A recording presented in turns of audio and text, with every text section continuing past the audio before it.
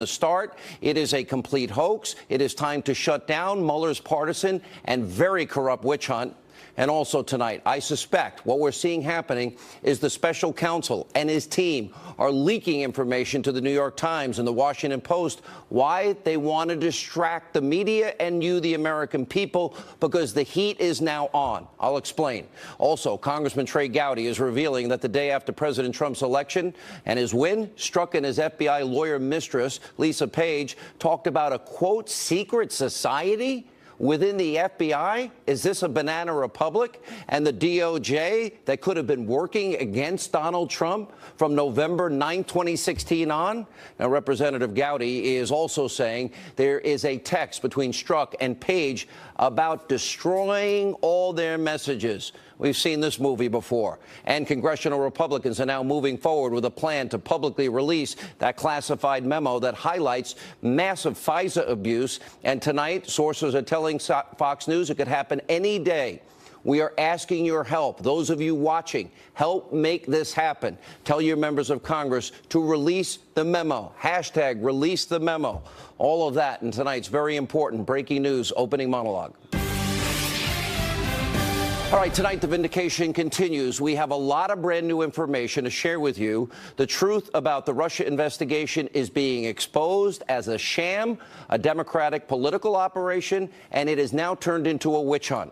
The entire basis of Robert Mueller's so-called investigation is based and predicated on a lie and a conspiracy theory that was cooked up by the Obama administration, by Democrats, and by your liberal news media as an excuse for why Hillary Clinton lost the election. That was never supposed to happen. And for over a year, what has it been? Trump, Russia, collusion, collusion, collusion.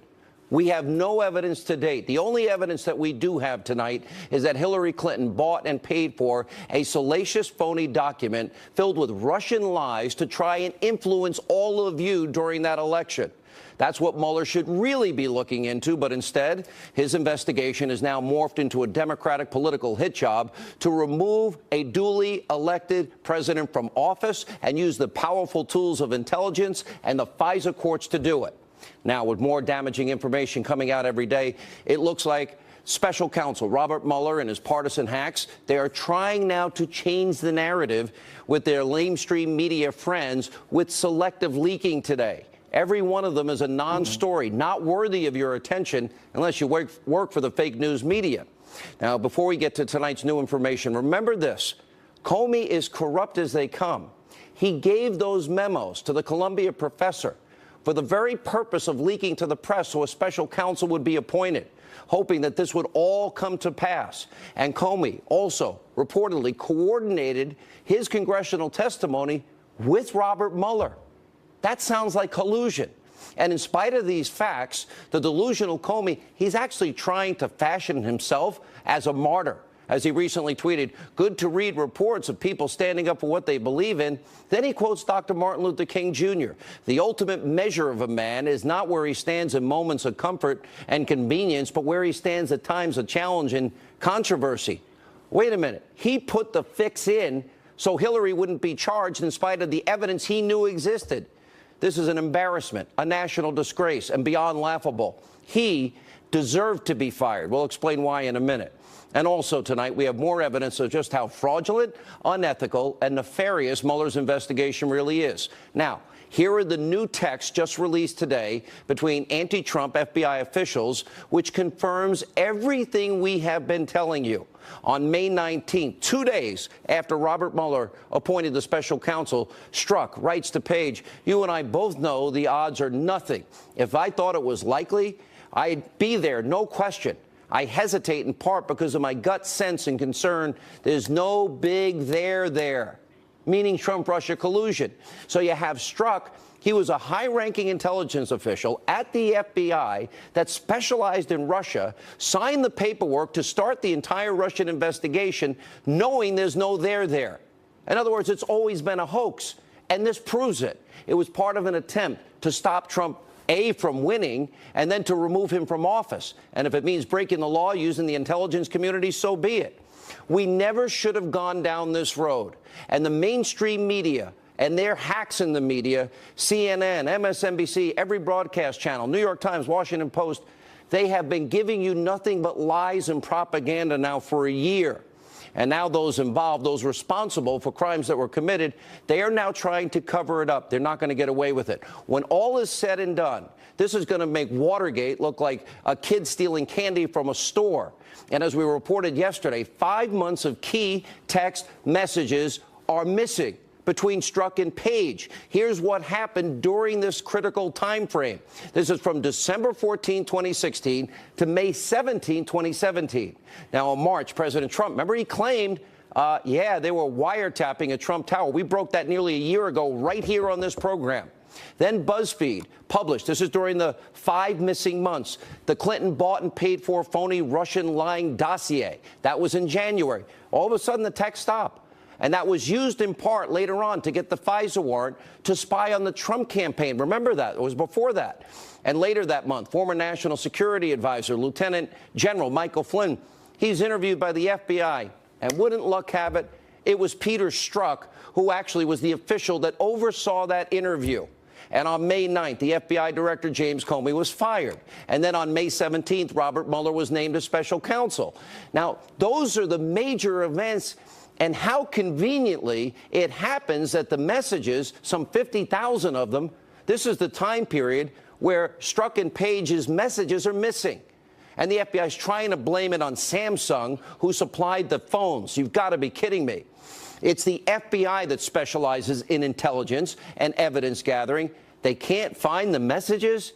I don't believe that's possible. And given the inherent anti-Trump bias that we have seen from Strzok and Page, they hated Trump. And their involvement in almost everything involving the Russia investigation, well, we must now know what they were talking about during these 5 critical months. The FBI should find those messages. Maybe make a call to Samsung, because if you can't get it, I bet they can.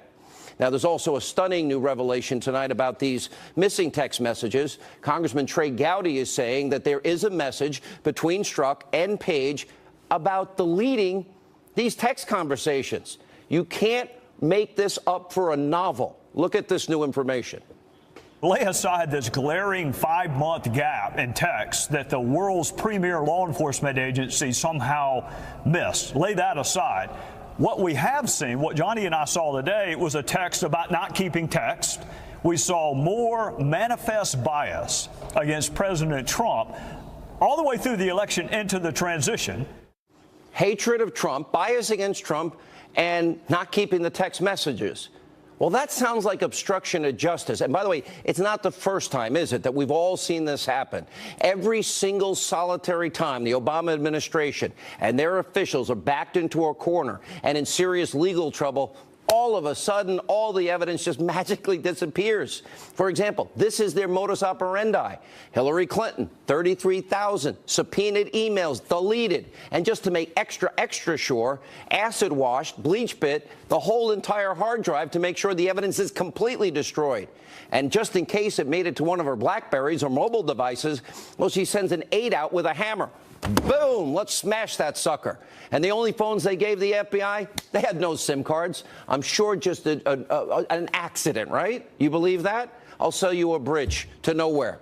Then there's also the IRS targeting conservatives. Remember that scandal? The emails from corrupt official Lois Lerner, they disappeared for 2 years. And the IRS claimed at the time they were lost because of a system crash. And we can't forget about Debbie Wasserman Schultz, her IT aide, and the reports of smashed hard drives in his garage. Now, predictably, the aide's lawyer denied it happened. Now, I know this is a lot to take in. Let me slow down here. But there's even more new information tonight we'll be giving to you throughout the hour. According to Congressman John Ratcliffe, Strzok and Page were also talking about, imagine this, a secret society meeting the day after President Trump won the election.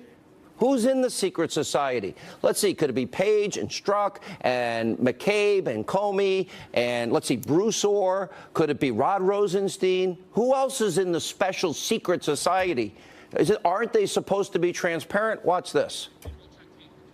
We learned today about information that in the immediate aftermath of his election, that there may have been a secret society of folks within the Department of Justice and the FBI, to include Page and Strzok, that would be working against him. I'm not saying that actually happened, but when folks speak in those terms, they need to come forward to explain the context with which they use those terms. As you just heard Congressman Ratcliffe say, there's no concrete evidence yet that the secret society ever met. But here's what we do know. Strzok and Page and who we think is the deputy FBI director, Andrew McCabe, were meeting about, remember, the insurance policy, just in case Hillary lost the election. It's like dying if you're 40. And all of the other evidence in this scandal points to one simple, fundamental, basic fact. Top-ranking Obama administration officials in the Department of Justice, in the FBI, not rank and file, the top people, protected Hillary Clinton from prosecution. We know that happened. And then they used that phony Russian dossier that Hillary bought and paid for, full of Russian salacious lies, to go after the Trump campaign to try and influence the election. After all, it worked in stealing the primary from poor Bernie Sanders. And as we have now been saying for months, the fix was in the Clinton email investigation. Why? Because they wanted Hillary to run. They didn't want Trump to win. Now, here's why. Another text message from Peter Strzok and Lisa Page appears to show that they and Obama's Attorney General, Loretta Lynch, they all knew that Clinton wouldn't be prosecuted. By the way, before they ever interviewed Clinton or the other main participants in all of this, they didn't do the investigation. Remember, in May, James Comey and Peter Strzok and other top FBI officials, they were drafting the exoneration of Hillary months before they ever interviewed her and 17 other key witnesses. How can you actually exonerate somebody before ever talking to them? That's called the fix being in. That's being rigged. That is corruption 101.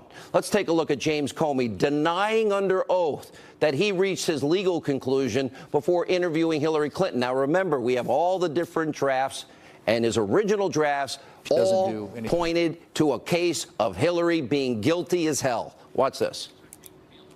Director, did you make the decision not to recommend criminal charges relating to classified information before or after Hillary Clinton was interviewed by the FBI on July the 2nd? After. But if colleagues of ours believe I am lying about when I made this decision, please urge them to contact me privately so we can have a conversation about this. All I can do is tell you again, the decision was made after that because I didn't know what was going to happen in that interview. She maybe lied during the interview in a way we could prove. I'll call you. Can I have your number? I have a lot of questions for you. Sounds to me like Comey lied in that case under oath because we know we have the drafts, how he was exonerating Clinton months before her FBI interview. And tonight, just breaking, Politico is now reporting this hour that Congressman Ratcliffe is saying he wants to interview Comey again under oath about all these inconsistencies in his previous testimony. Let's go back to the timeline. At the end of June of 2016, Bill Clinton decides to meet Loretta Lynch, remember that, on the tarmac for 40 minutes and talking about their grandkids. And then on July 1st, Lynch says she's going to step away from the investigation. She will accept whatever the FBI concludes. Remember, she encouraged Comey, it's a matter, it's not an investigation. This is all before Hillary Clinton, 3 days before she was ever even interviewed. That happened on the 4th of July weekend. So after Lynch's statement that she was taking a back seat, Strzok writes his mistress, girlfriend, Page, timing looks like hell. Page replies, yeah, that's awful timing.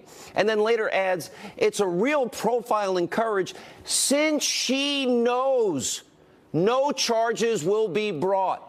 They hadn't interviewed Hillary Clinton yet. 4 days later, they finally interviewed Hillary Clinton on the third day. Then Comey comes out with what he was already writing in early May in his press conference, giving Hillary Clinton a pass on everything. So Strzok knew, Page knew, Comey knew, Lynch knew, and I assume Andrew McCabe knew as well, nothing was going to happen to Hillary because the fix was in. And if Lisa Page knew, then that probably means she was advising Deputy FBI Director Andrew McCabe. So what else are they lying about? Were they aware the FBI was giving Clinton cover? And if Comey, Lynch, and all these top law enforcement officials knew that this was their agreement, not to go after Clinton because they wanted her in the race to defeat Donald Trump because they know better than you who should be president, then there's a pretty darn good chance that someone in the Obama White House also was doing the wink and nod thing, and they knew the fix was in. In other words, the fix was it. It was rigged. Now there's another component to the story. We have even more breaking news tonight about the effort by congressional Republicans to release the 4-page classified memo.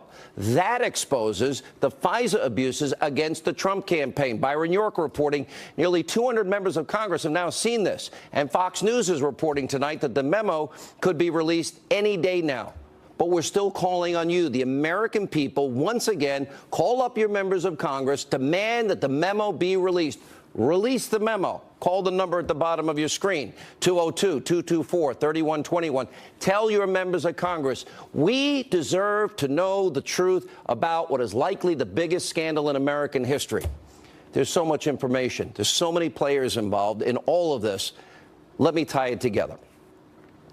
Hillary Clinton rigged the primary. If you're a Bernie Sanders supporter, you should be pissed. Why you're not, I don't know.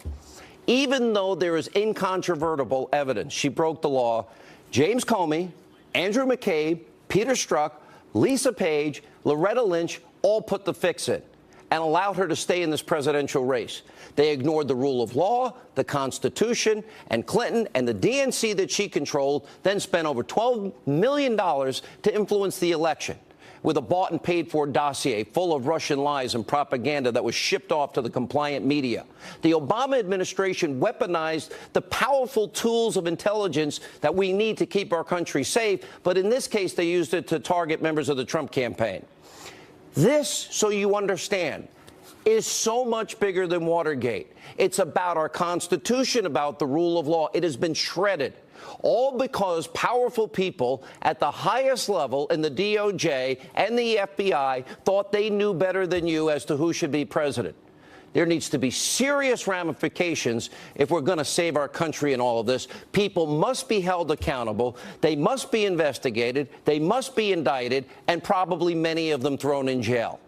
Ohio Congressman Jim Jordan is with us. Fox News contributor Sarah Carter, former Secret Service agent Dan Bongino. Congressman, am I missing anything here? No, you're not. And the central player in this entire drama, Sean, is the guy you identified, Peter Strzok. The first batch of text messages, he talks about the insurance policy in case the American people make Donald Trump president. This latest batch, he talks about unfinished business. I unleashed it during the mid-year exam, which was the code name they had for the Clinton investigation. Now he says I need to finish it and fix it. 4 minutes after that text message, he sends another message to Lisa Page where he says an investigation that leads to impeachment. If that doesn't go to their entire motive, their entire plan, what they had in store, and the animus they had for President Trump, I don't know what does. And never forget, as you pointed out in your monologue, Peter Strzok was the key guy in the Clinton investigation. Interviewed Mills, interviewed Abedin, interviewed Clinton. He was the guy who changed the exoneration from. Are we going to get the truth, Congressman, or are we going to get to the 1 yard line and it dies? We don't get it. In other words, we don't get. You can see it building. What's that? You can see it building. Yeah, you can see it building amongst the members of Congress. 200 members of Congress. I've read that memo. Guess what? I bet the score is 200-0 in favor of releasing it. Because this is the kind of thing that is so wrong when the FBI says, think about this, Sean. FBI's investigating you.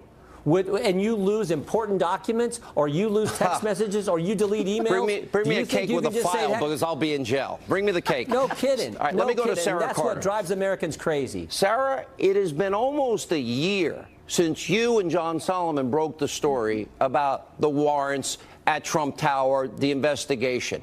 Look at where we are today. Your thoughts, and where are we going? I hear this is just the tip of the spear. This is just the tip of the spear, Sean. Look, right now we have Peter Strzok and Lisa Page, but they were reporting to someone. We're focused on them with good reason. But think about the people they were reporting to. I want to know what Andrew McCabe, who's the deputy director, was texting to others, how he was involved in it. James Rubicki, who just left the FBI, and now we know McCabe is leaving in March. There is so much more to this story, and the unmaskings. And Director Brennan, former Director Brennan of the CIA. Yeah, Samantha Power unmasking 300 people. Great. Yes. Where did Susan that power Rice. come from?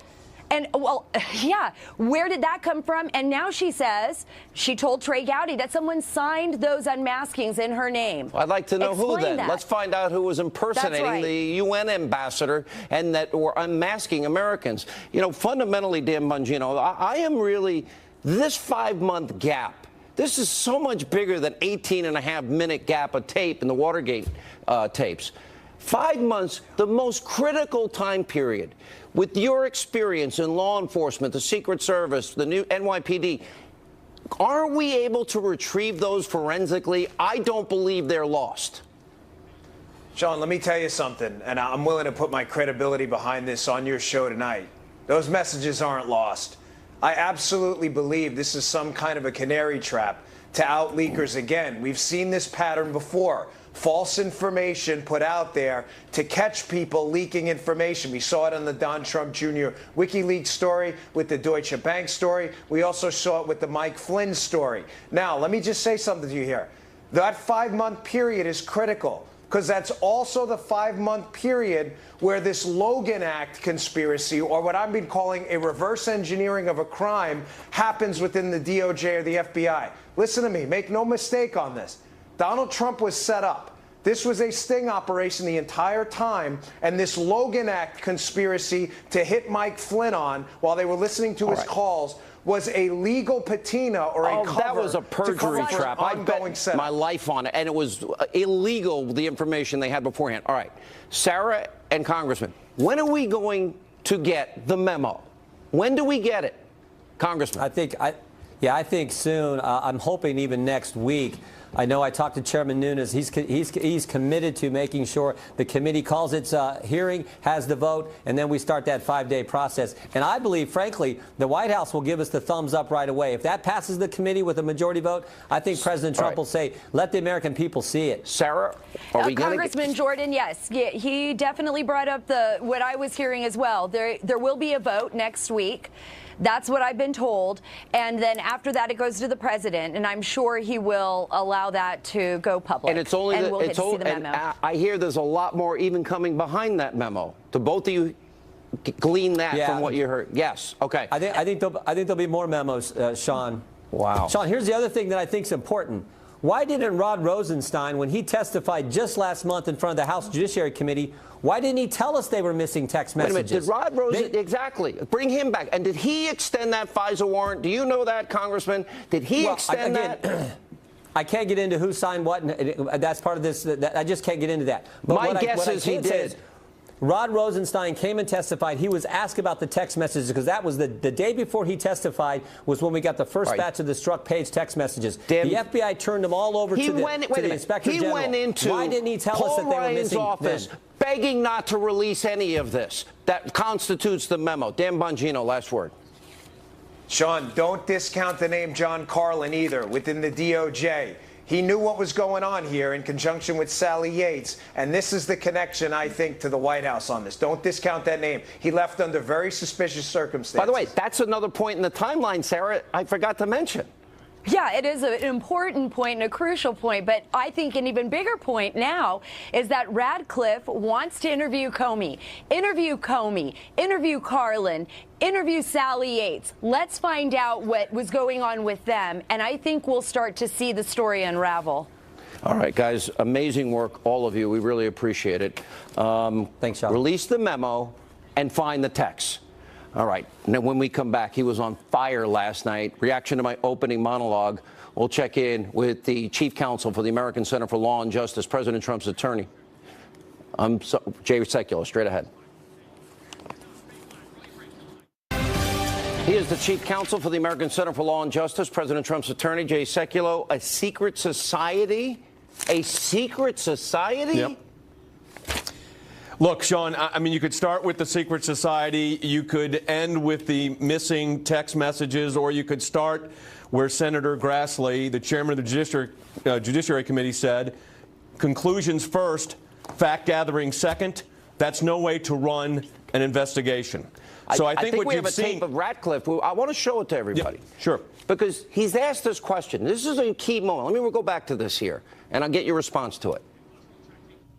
Director, did you make the decision not to recommend criminal charges relating to classified information before or after Hillary Clinton was interviewed by the FBI on July the 2nd? After. But if colleagues of ours believe I am lying about when I made this decision, please urge them to contact me privately so we can have a conversation about this. All I can do is tell you again, the decision was made after that because I didn't know what was going to happen in that interview. She maybe lied during the interview in a way we could prove. Then why did he write an exoneration? Well, you notice something else she just said? Maybe she would have lied during the interview. In other words, were they trying to set up a perjury trap? So really, you got to listen to what James Comey just said. First, he said he made the conclusion after the interview, right, which we know is a false statement because he made the decision months before the interview. By the way, it wasn't just the interview with the former Secretary of State. It was also other witnesses that were granted immunity that had not yet been interviewed when he made his exculpatory statement saying that she's not responsible and there's no violation of law months before the key witnesses were put forward or interviewed. Then he said she may have lied during the interview and that would have maybe changed it. In other words, a perjury trap. So this is kind of Washington speak for what? An examination or investigation, Sean, that from its outset, let's look at what has transpired here. Let's put it into a context. Number one, just weeks ago, we had the revelation about the number 4 at the Department of Justice, Bruce Orr, whose wife was working for Fusion GPS with Christopher Steele on the dossier, while her husband was serving as the number 4 in the United States Department of Justice. That's one. Number two, the missing, and this seems to be, I hate to say this, but I've had this experience because of the litigation that we engaged in at the American Center for Law and Justice involving the IRS targeting cases. You had the missing Lois Lerner emails. You know, we get to the point of the case where this is the critical time, the prime time, and what happens? Gone. The evidence can't be recovered. It took 2 years. No, we won the case. We got the damages. Got the injunction. But yes, 2 years later. So this is a pattern in practice. And then there's no explanation. What is their explanation for this? That the FBI gave out faulty devices and didn't know there was a problem for 5 months? All right. I hope that's not the case because that in and of itself is bad as well. So Page that shows a complete lack of leadership. Yep. We know Page and Strzok. First of all, we know that he thought there was no there there. That's fascinating considering his position and what he did with Russia. That's number one. They knew the fix was in. Yep. They talked about an insurance policy with McCabe. So Strzok, Page, McCabe, Comey, who's writing the exoneration before investigation. And now we see Page saying, well, it's a profile in courage. She knows there's not going to be anything here. So they all knew that there was no shot in hell that there was ever going to be any real investigation into Hillary.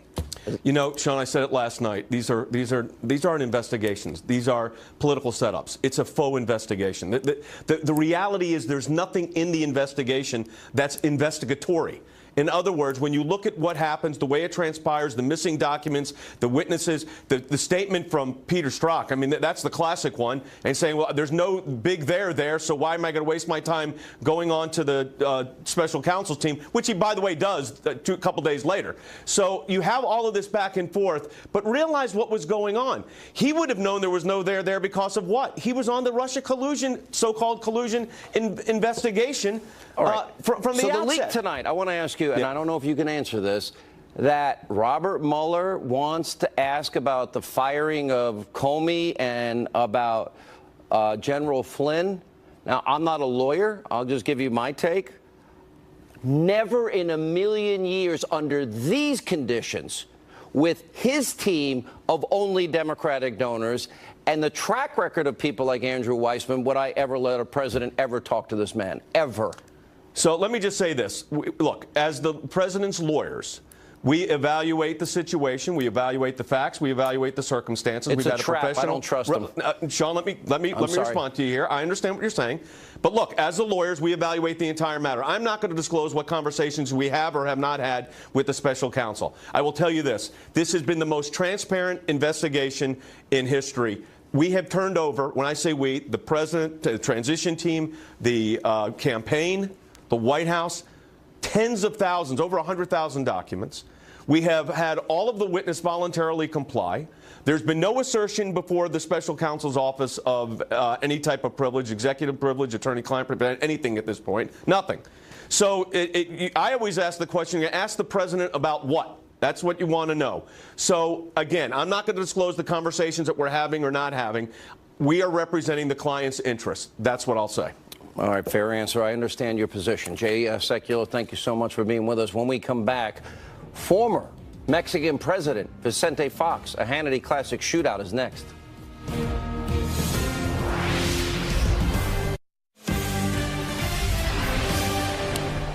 All right, big news out of our nation's capital tonight involving President Trump's border wall and the negotiations with Democrats. Oh, Chuck Schumer went back on his word. Joining us live, Fox News Chief National Correspondent Ed Henry. Ed. Sean, good to see you. Senator Chuck Schumer, the Democratic leader in the Senate, is under heavy pressure from his liberal critics. In their words, he caved to President Trump in those negotiations over the government shutdown. And so what's happening now is the left wanted Schumer to stand strong and keep the government closed until he got DACA legislation. But moderate Democrats facing voters this November felt uncomfortable about a showdown based basically on standing up for illegal immigration. So Schumer gave in. He got a fig leaf from the Senate Republican leader, Mitch McConnell, who agreed to take up DACA legislation by February 8th when government funding runs out again. But there's no guarantee that anything that passes in the Senate will actually be agreed to by conservatives in the House. So while the president and Schumer discussed funding for the wall on the southern border when they met in the Oval Office last Friday over cheeseburgers before the shutdown, the senator is now trying to backtrack. We're going to have to start on a new basis, and the wall offer is off the table. If Senator Schumer takes something off the table, I'm sure we'll take something off the table. Now, Scott Dworkin, an Obama veteran who is also boasting about leading the resistance, is claiming now, quote, Democrats won multiple battles over the shutdown. Got chip funded, reopened the government, got a commitment from the GOP on a DACA vote. If they're lying, then the government shuts down again before DACA expires. GOP caved, GOP lost big time. It's time, hashtag Trump resign. So you can see the approach from at least some Democrats. We won, but if we end up not winning, the president should resign. That's not something that's going to carry the day around here. John? All right, Ed Henry, thank you. Joining us now, the author of the brand new book, Let's Move On, Beyond Fear and False Prophets. Former Mexican President Vicente Fox is with us, sir. Good to see you. How are you? Sean, a pleasure to be here. Good to have you. Well, we've had some fights before. Oh, we done. When you were president in the year 2002, you kicked out of your country 140,000 people that entered Mexico illegally. From Nicaragua, Guatemala, El Salvador. You threw them out. Yeah. And you say if we do that, we're racist and this is unfair and unkind and unjust. You did the very thing you don't want us to do. No, this is an issue that I agree with you 100%. So we should kick out illegals. Wait a minute. Borders must be secure and borders must be safe, and we must keep order like we tried to do with President Bush, with Senator McCain, with Senator Kennedy. We put it together a bill that is presented in Congress and deals with all of these issues. Why did you call the wall stupid? Why did you give the middle finger, tell Trump to go to hell, to F Trump? You've said all these things. Yes. Why, if the wall is good, why don't you say, build the wall, like Trump said, with a door, and we can let our friends in, but not the drug dealers? We're not against the wall. It's good if you want to build a wall. What we're against is Mexico paying for that F wall. Who came with that stupid idea of making Mexico pay for the wall? Well, he's negotiating. I think he's smart. Negotiating, destroying the opponent. I know better ways of negotiating. It's a win-win situation where we both can win. But anyway, all of that is dealt in the book. Let's move ahead. And it's not a scandal book. It's not a book to confront. It's reasoning ideas, is bringing proposals. That's what you're going to read in that book. So a wall, forget solid. about who pays for it for a minute. Yes. A wall that America builds on the southern border. Okay, forget about the payment. If we build the wall, But I think Mexico I think we should be best friends. I think America and Canada should be best friends. Mexico, Canada, and the United States should all be best friends. Yes. But we need to protect our homeland, and I think you disrespect that. No, not at all. I listened to your comments. Order and security in the border, and I worked 6 years with President Bush for that purpose. We came in with this partnership for prosperity and security. We came out with a NAFTA Plus that included security. So no problem with that. I'm with that. The way to do it, offending, calling Mexicans criminals. I mean, you have. He never said all Mexicans. He said some. He said some. Be fair. No, he said some. Mexico is some are murderers. And that's true. Mexico is sending the worst.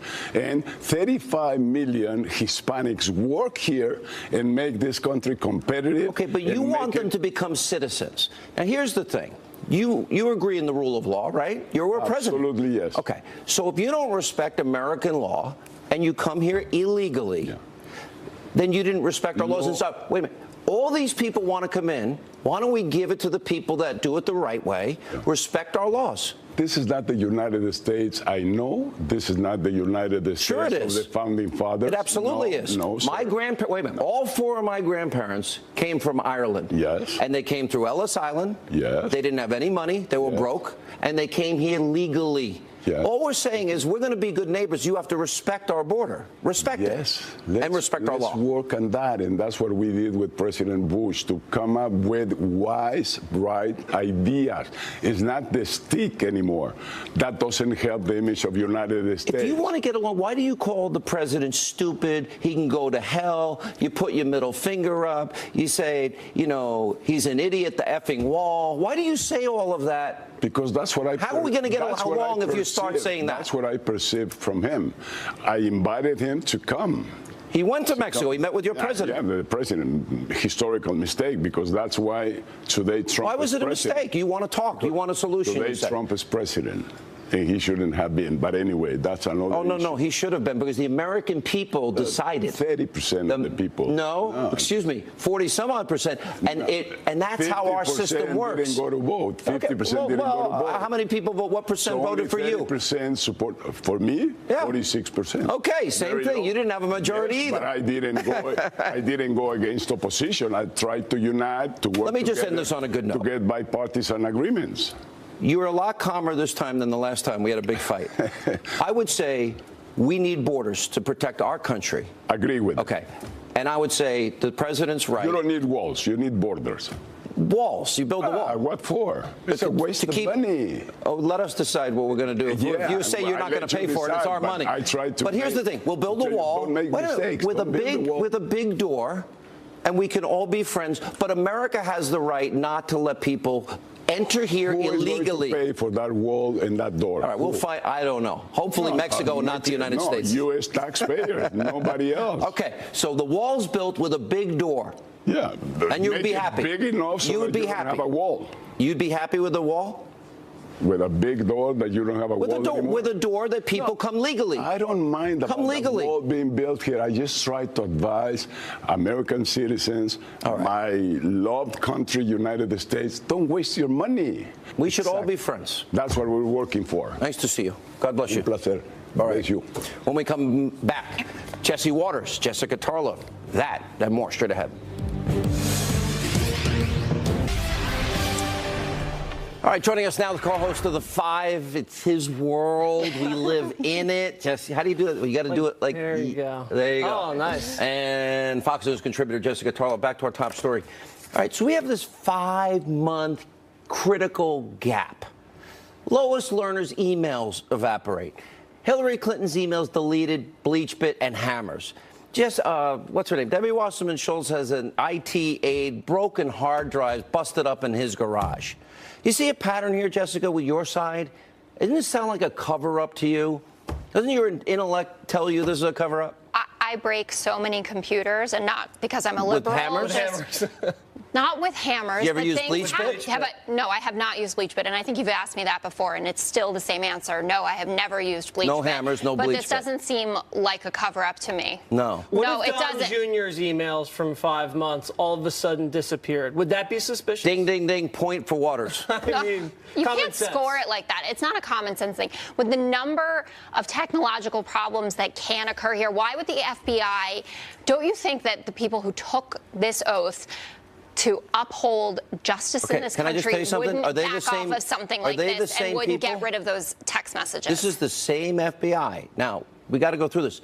Lisa Page, Peter Strzok, Andrew McCabe, James Comey. Did you ever write do you think law enforcement writes exonerations before investigations? Does that sound normal to you? We have talked about this, that what they start Does to that do. sound normal to you? Not before I researched it, no. Listen, we all But there are know a the number fix of was people- in, Sean. They were going to do a frame job on Trump from the frame get-go. job? What does These are that look dirty like? swamp cops that came in. They admitted there was no collusion. He joined the Mueller investigation to finish unfinished business that's going to lead to impeachment. That alone, plus the insurance policy But that's they the took insurance out policy to that you've prevent been- the what- risk of the Trump what presidency. is that insurance policy? Should tell me and you And that what is this the guy was secret completely society? crooked, even All more right, I have a crooked than point of Hillary. agreement. I think Yeah, you'll- what is the I secret think you'll society? agree on one point. So Hillary bought and paid for Russian lies about Trump. Wait a minute. Forget that part. You can't. Used as the basis to get a warrant on an opposition party in an election year and then used to investigate and surveil a president-elect. Is there any civil libertarian in you that says this is really bad? But that isn't the complete story of what went on here. Wasn't it that the evidence that corroborated a good deal of what's in the dossier? Nobody, stop. And Nobody, people wait, reported- fact. Nobody corroborated. Glenn Simpson never even tried to corroborate it. Why are there FBI officials? Let's put aside the idea that they just are out for Trump, because we're not going to say the entire FBI No is civil out They for Trump. corroborate No. from the dossier. What? What was corroborated? You said that Well, there they was said- corroboration. I've read What reports from the that dossier said- was true? Oh, who? The FBI. No, wrong. No, I didn't Wrong. even finish a sentence. I just said FBI. Nobody I can't be corroborated wrong. it. That's what it's called. So you corroborated two hookers in the Ritz-Carlton in Moscow peeing I in don't know Donald about Trump's the P bed. tape. I don't think that has They been also said corroborated. Michael But Cohen, what I Trump's read- lawyer, went to the Czech Republic. Never went. And his passport shows he never went to the Czech Republic. I'll leave you two guys alone. What's I up, mean, Sean? just How you doing? Do you give up? No, I don't give up, but you have to let me finish a sentence without getting me all like flipped out here. What I'm saying is that the reason that the dossier, we're done. Hannity hotline ringing.